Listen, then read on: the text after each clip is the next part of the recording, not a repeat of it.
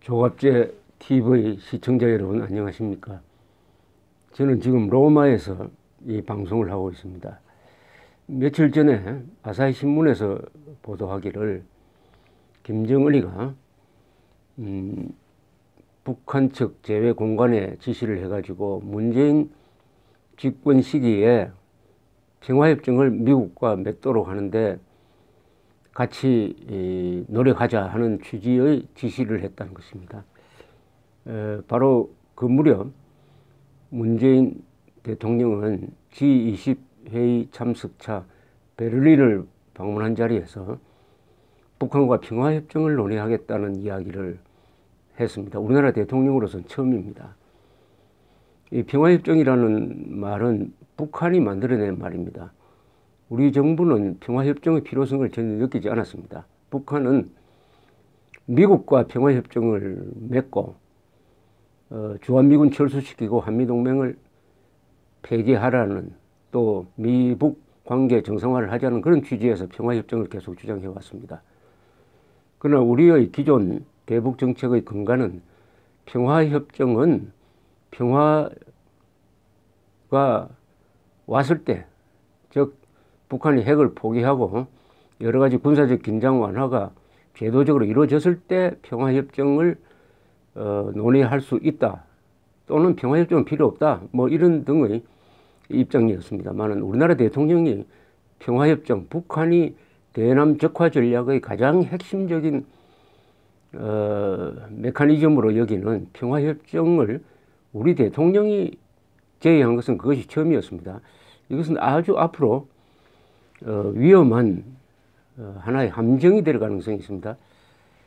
문재인 대통령은 준비 없이 중요한 발언을 하는데 원전 백지화 발표가 첫째 사례라면 두 번째는 바로 이 평화협정 제의입니다.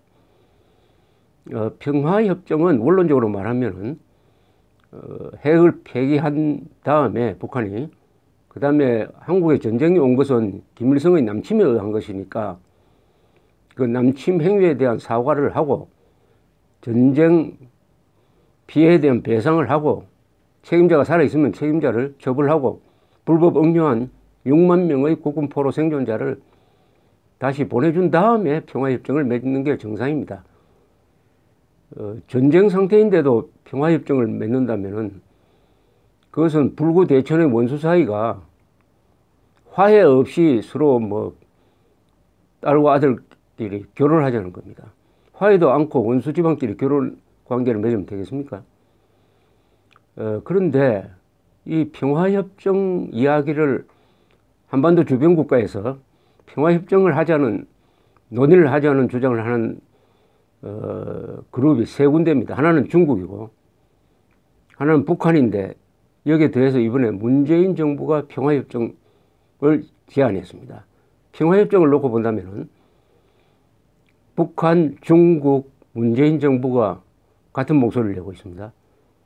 여기에 미국이나 일본은 반대하는 입장이죠. 핵 폐기한 다음에 평화협정 논의할 수도 있고 안 할 수도 있다. 그런 취지입니다. 자, 이렇게 되면은 김정은이가 이 평화협정 제의를 역이용할 가능성이 있습니다. 역이용입니다. 김정일이가 김대중 정권의 햇볕 정책을 역이용했습니다. 그 햇볕 정책이라는 말이 우선 틀려 먹었습니다. 햇볕 정책이라는 것은 이솝 우화에 나오듯이 햇빛을 쪼여가지고 외투를 벗기겠다는 것이니까 김정일로서는 자신의 체제를 해체하겠다는 것으로 받아들일 수밖에 없었고 그러니까 역이용 전략으로 나와가지고 결국 6.15 선언이라는 우리가 아주 불리한 선언을 유도해가지고 남한으로부터 현금도 받아내고 대북 경계태세를 와해시키고 남북 간의 소위 민족공조라는 이런 일종의 통일전선 전략을 추구해가지고 김정일이가 코너로 몰렸다가 다시 탈출해서 핵실험에 성공하는 그런 길을 열어주었던 것이 김대중의 햇볕 정책이었습니다. 그것을 역이용한 김정일의 전략이 성공했습니다. 이번에 김정은이가 문재인 정부의 평화협정을 역이용한다면은 최악의 경우에 주한미군 철수, 한미동맹 해체도 가능할지 모르겠습니다. 이 제의를 문재인 정부가 했다는데 심각성이 있습니다. 그런데 평화협정 논의에 앞서가지고 북한이 핵을 포기해야 되는데 핵을 포기하지 않는 상태에서 평화협정 논의를 하면은 일단 그 주도권은 북한으로 넘어갑니다. 북한은 더구나 평화협정을 미국과 맺겠다고 합니다. 그럼 문재인 대통령은 평화협정 제의를 할 때 두 가지 문제에 대해서 명백하게 했어야 합니다. 즉, 평화협정은 남북 간이 맺어야 한다. 남북 간이다. 그리고 중국과 미국은 거기에 서명하면 된다. 어디까지는 남북 간에 논의할 사안이다. 이것을 명백히 했어야 하고, 두 번째는 평화협정 논의를 하기 전에 북한이 핵을 포기하여야 한다. 이 두 가지 전제 조건을 내세웠다면 평화협정 제의가 나름대로 위험성이 줄어듭니다만 이런 전제 조건 없이 던졌으므로 북한은 앞으로 평화협정 논의는 미국과 하겠다. 한국이나 중국은 그냥 들러리로 참여하라 이렇게 나올 것이고, 핵 포기는 절대로 없다고 여러 차례 천명하고 헌법에도 집어넣었으니까 핵 포기는 전제 조건으로 삼지 않으려 할 것입니다.